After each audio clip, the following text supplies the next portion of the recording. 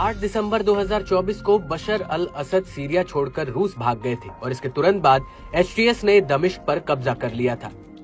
लेकिन इस सब के बीच इजरायली सेना गोलान हाइट से होते हुए सीरिया के बफर जोन में घुस गई थी।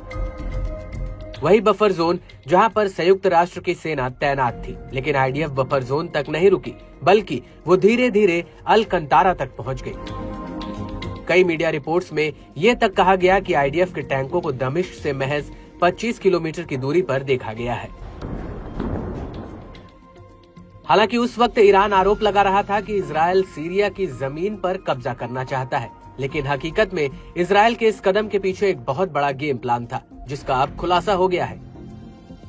दरअसल Israeli news agency times of Israel का कहना है कि इजरायली सरकार और सुरक्षा अधिकारी गुप्त तरीके से एक अंतर्राष्ट्रीय सम्मेलन आयोजित करने की योजना बना रहे हैं, जिसमें सीरिया को टुकड़ों यानी प्रांतों में विभाजित करने का प्रस्ताव रखा जाएगा।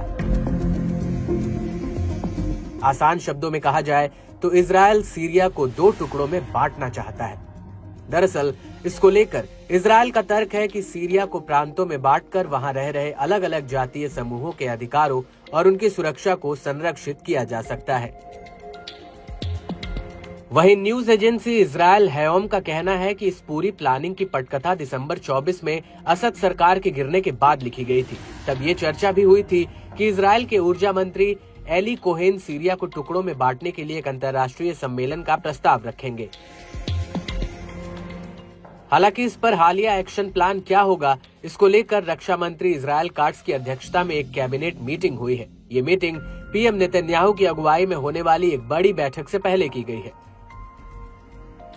दरअसल इजरायल सीरिया में तुर्की के बढ़ते रणनीतिक हस्तक्षेप से चिंतित है। इजरायल को सीरिया में ड्रूज और कुर्दिश समुदाय की चिंता है। इजरायल को इस बात की चिंता है कि एचटीएस की नई सरकार का इनके प्रति क्या रुख होगा।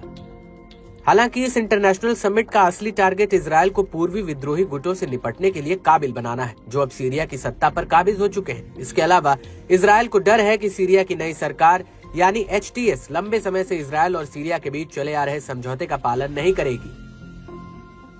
वहीं इजरायल हायूम का कहना है कि बड़ा डर यह है कि इजरायल से जुड़ा ये विचार सीरिया में जरूरी नहीं है कि मान लिया जाएगा, और इसी वजह से सीरिया को प्रांत में बांटने की चर्चा सीक्रेट रखा गया है।